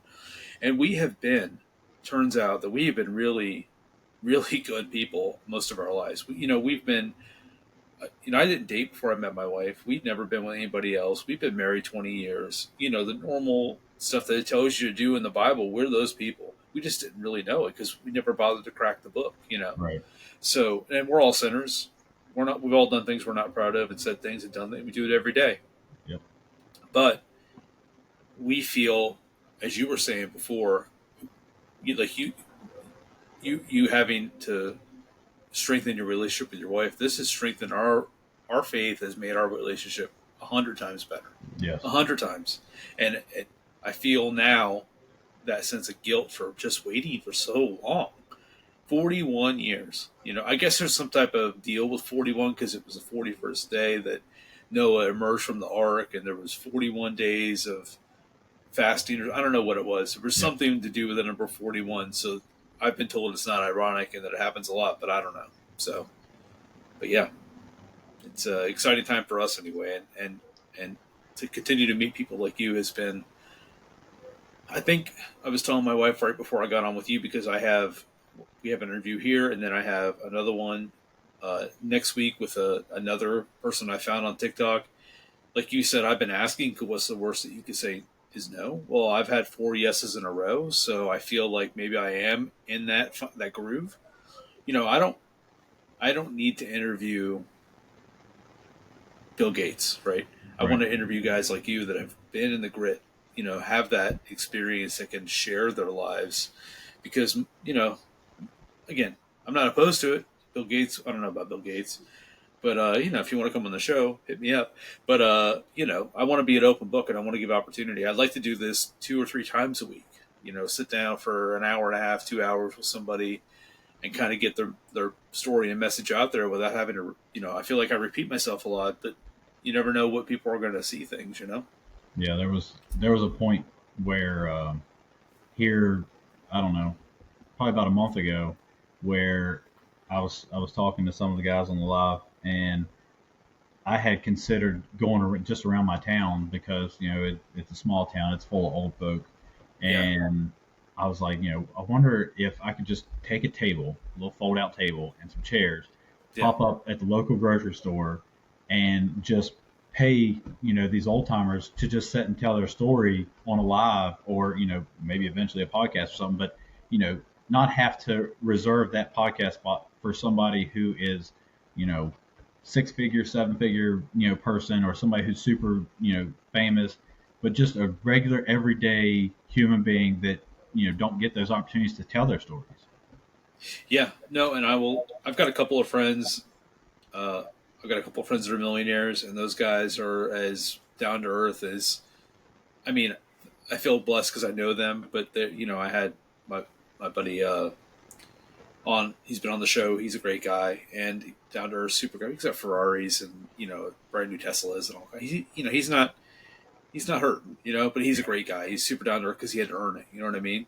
And I've got another friend that runs a very successful private finance company. Good dude too. So yeah, I thought about that. So our town is, I'll PM you where we live, but it's not big, it's not small, but we are in a area where there's massive amounts of growth. But our downtown has been through this renovation in the last decade. They're actually doing stuff down there right now. And I thought about just going out. Like we have annual festivals, and just go pop out a tent and go, tell me your story. Give me 10 minutes. Because I have everything, obviously, to do it. In fact, our studio, so we are actually set up as a production company. So I can produce anybody, which I am, I'm producing my first show this coming Thursday. Like you said, I would love to get on here and talk to all kinds of people that want to do, if you're out there and you're hearing this, you want to do a podcast, hit me up. I'll show you everything you need to buy.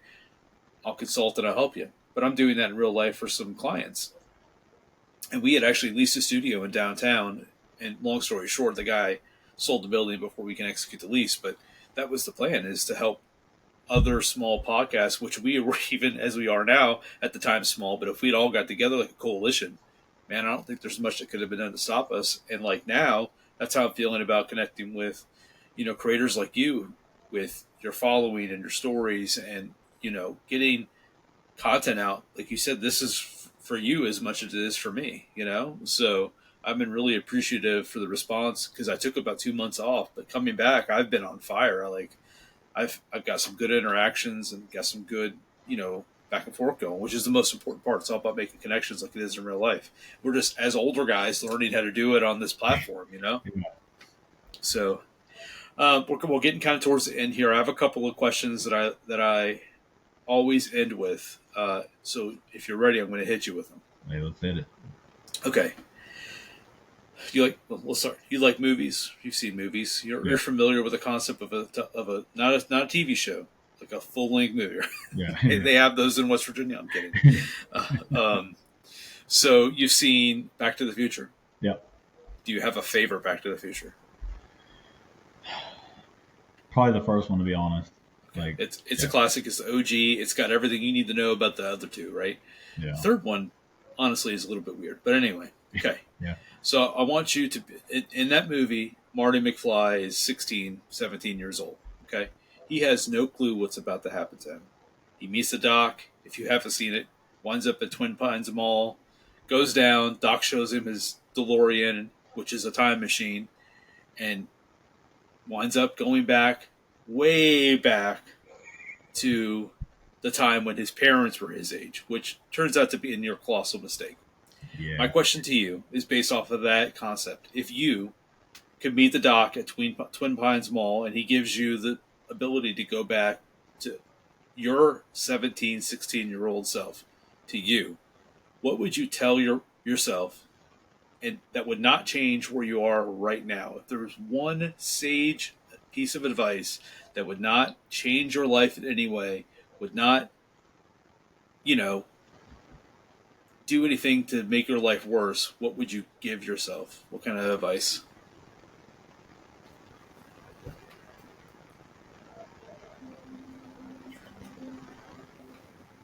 This is the response we get every time, by the way. Well, I got one thing that just keeps playing over and over, and it's stop quitting. Okay. Like find the thing and don't quit. Because there's been so many times in my life that I quit. And if I hadn't, my wife and kids would be better off.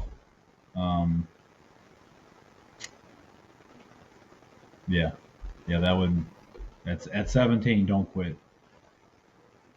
So that is actually the number one answer so far. It's don't quit, don't give up. I had a guest tell me once to be easy on yourself, those kinds of things, because those are all in that same vein of, kid, you're going to be okay. You're going to be okay. It's going to be fine. Whatever is going on right now, don't quit. Don't give up. It's going to be fine. Things will get better, right? So yeah, that's great advice to anybody. What I will say to you is, you've already said it, but keep on telling yourself that. Keep on telling yourself, don't quit. Keep going. And I say this every show. I'll say it until you guys ask me to stop. But this is what you want to do, if you want to be on TikTok, if you want to go live, if you want to host a show, if you want to do there's no barrier to entry anymore. Guess what, guys? It's over. You can do anything you set your mind to. You can buy a less expensive microphone. You can buy a cheaper camera. You don't even need. I've got a nice camera pointed at me to do this. You could use the webcam if you wanted to. You don't have to have the most professional of everything. If you've got the need, the want, a desire to go out and talk to people or talk to yourself or TikTok or whatever it is, go do it. I'm just some dude. I'm just some idiot who, loves his God, loves family, and wants to help you. So just go do it. That would be my advice to my 17-year-old self. Okay. And then part two of the question. This is new. I'm trying to figure out exactly how I want to word this one. If you could be yourself now at your age, go into the future to when your kids are 16, 17, your daughter, let's say your daughter specifically, what do you hope that she would tell you that she's learned from you?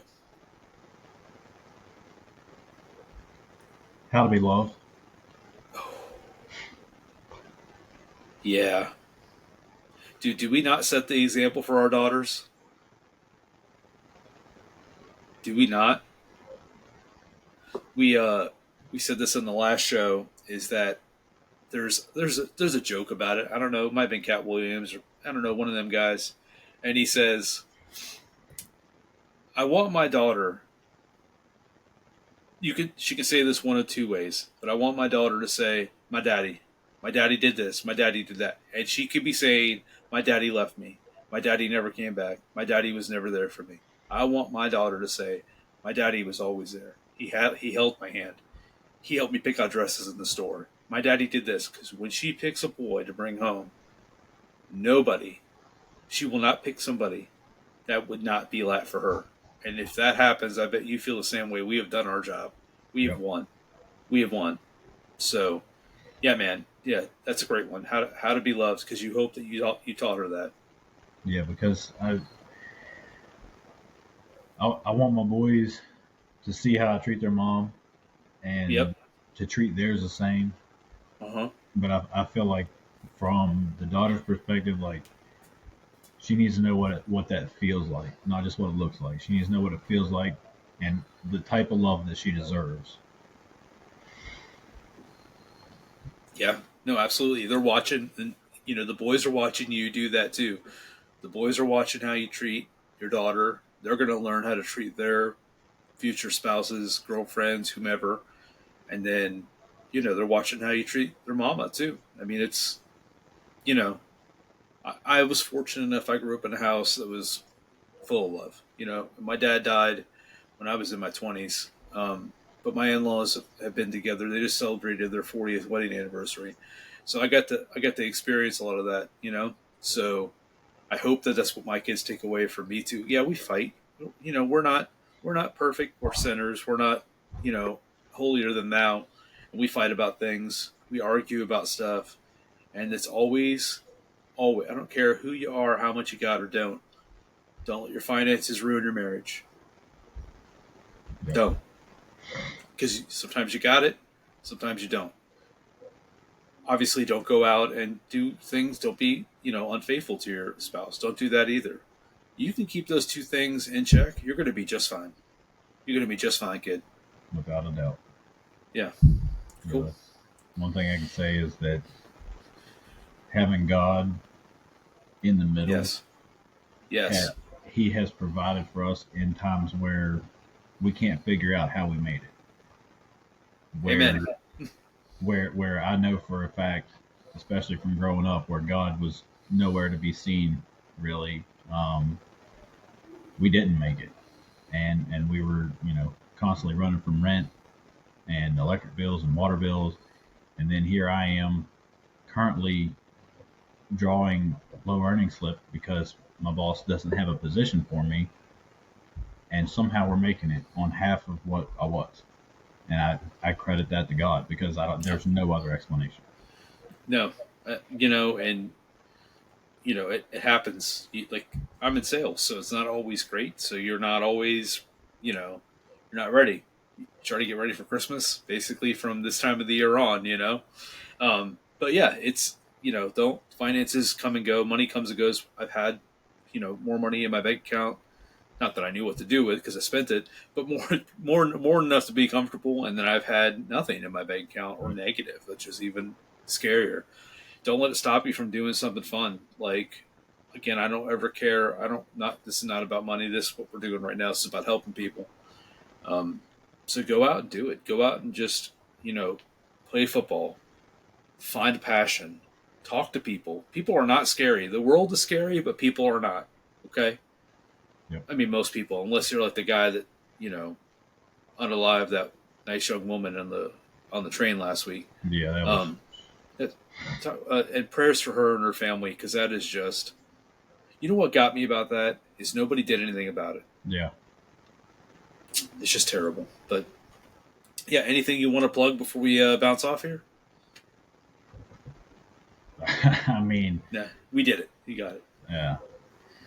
Well, cool, man. Well, I appreciate the heck out of you taking time out of your night away from your family tonight to come on and chat with me and whomever winds up seeing this. Listen, and if you want to have me on next time you do a live, I'll pop on there, hang out with your friends for a little bit.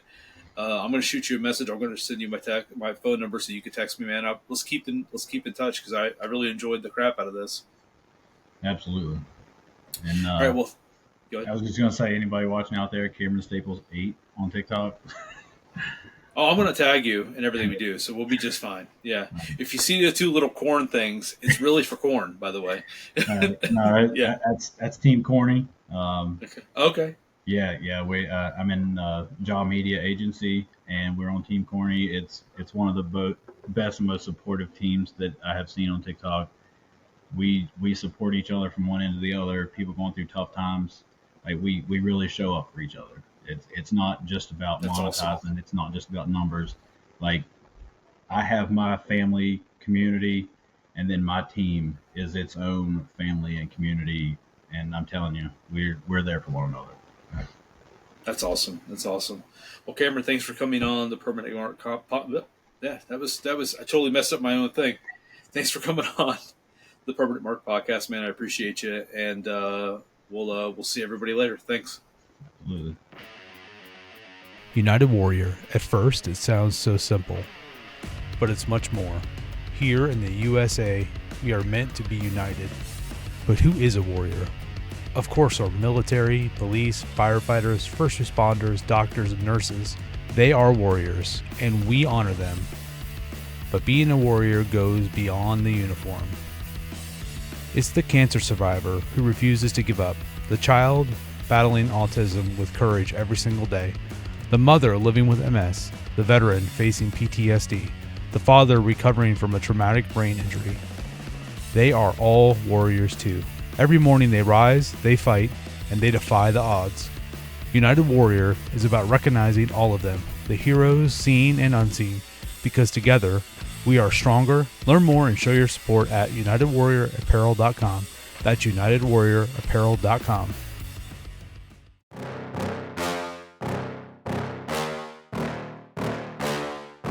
Yeah. Please tell me that I can't, that I won't, that I fail, that I'll never make it out, yeah.